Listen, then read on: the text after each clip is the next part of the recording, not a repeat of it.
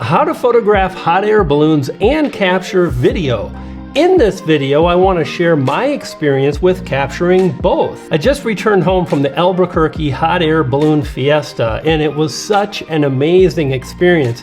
And I wish I had a video to go through and really understand a lot of the amazing shots, whether it's again photo or video, that you can capture that I could have captured along the way, and that's why I wanted to make this video today. And the Balloon Fiesta in Albuquerque is the largest in the world when it comes to hot air balloons. And thus it requires some planning, but fact of the matter is anytime you want to photograph animals, wildlife, landscapes, or hot air balloons, well, the more you plan, the more likely you can capture beautiful photos. And that planning really begins with the time of day that you're going to shoot. There is pre-dawn, blue hour, golden hour, what I like to call good light. That's about 90 minutes after sunrise, and then it's over until sunset, and then it's pretty much the same thing. Good light, golden hour, blue hour, and it's over. And here's something you definitely don't want to miss, and that is dawn patrol.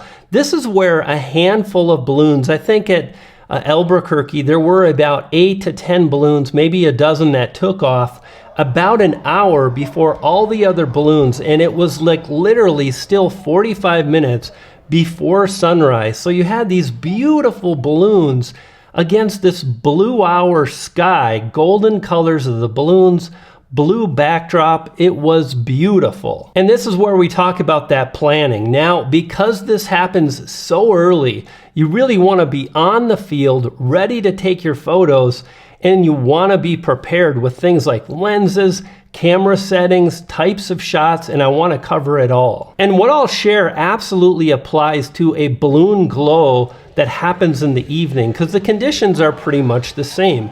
You have this kind of evening sky, blue hour, and these beautiful glowing balloons.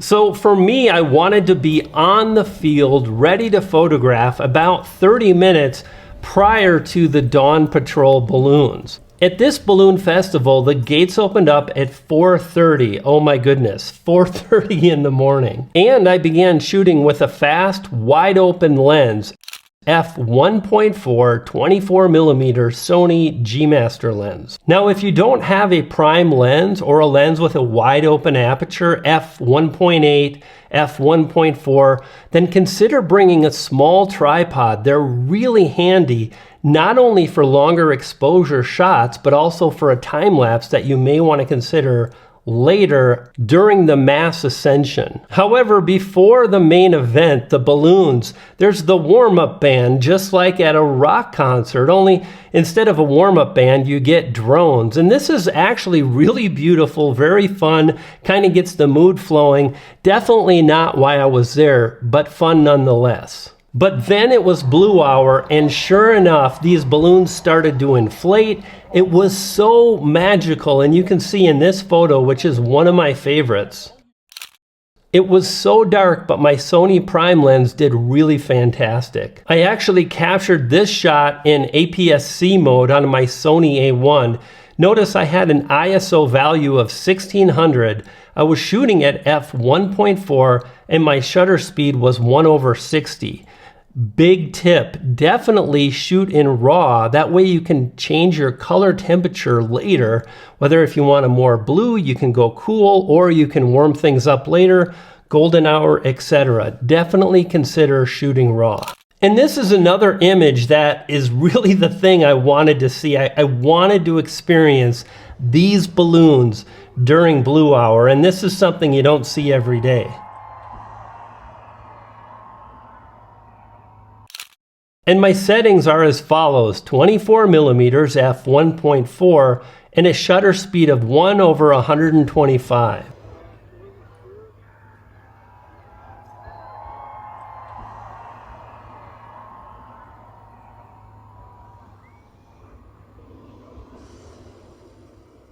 You know, and I gotta say, for shooting with a 50 megapixel high resolution camera, my Sony A1 did very well. And here's another beautiful clip, and one you wanna watch out for because it makes a really beautiful photo, but a bit challenging.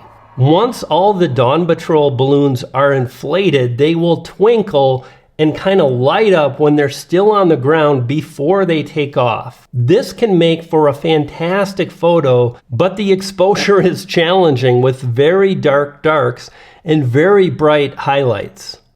And it's so interesting to be able to capture stars and photograph balloons in the sky. Incredible.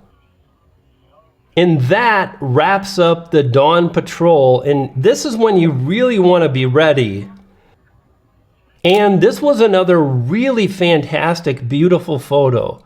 About 10 minutes prior to sunrise. I want to really keynote or bookmark this particular time. About 10 minutes prior to sunrise, and then 10 minutes after, or if it's sunset, 10 minutes before the sun sets, and about 10 to 15 minutes after. The light is so spectacular for balloons. Here you can see this kind of beautiful purpley blue backdrop, the golden fire and the balloon. Fantastic. And I'll also mention during this period I took off my prime lens and I traded out to a zoom, a super wide angle or wide angle zoom. 16 to 28 Sigma is what I used. And this particular photo had these camera settings. 16 millimeters to really capture a wide scene.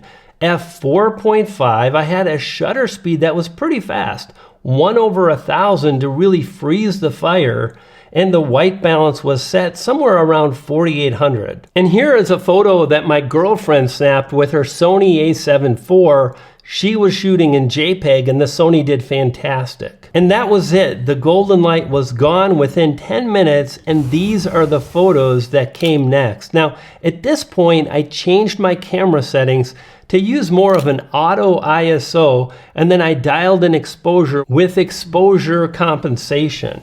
I set my camera to the lowest f-stop, f2.8, and then I increased my shutter speed as needed. In these photos, I was shooting with a shutter speed of 1/800, allowing me to really capture and freeze most motion. The faster the motion, the higher the shutter speed. So in these particular photos where I'm capturing these people playing kind of with this soccer ball, I increased my shutter speed to 1/1000 to ensure that, again, I froze the ball in action. And while I was there to photograph hot air balloons, there are so many more opportunities to capture video and photo.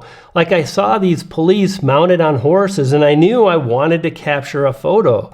After, I've seen some amazing photos you may want to look for. There are also skydivers at this particular event and probably lots of balloon festivals or fiestas.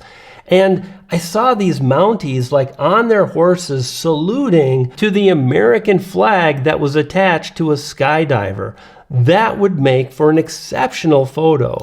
These are the shots that I got and I'm glad I got them. And at this point, it's about 35 to 45 minutes after sunrise.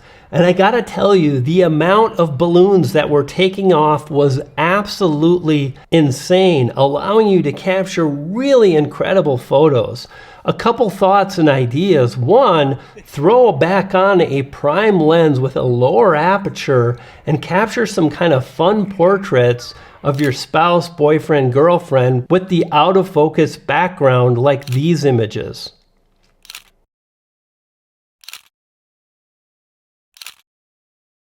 Did I mention bring two cameras? Definitely bring two cameras and a small tripod. Now, I can't believe I left a second camera at home, but the day before I was packing, I was a bit worn out, but I had my cell phone.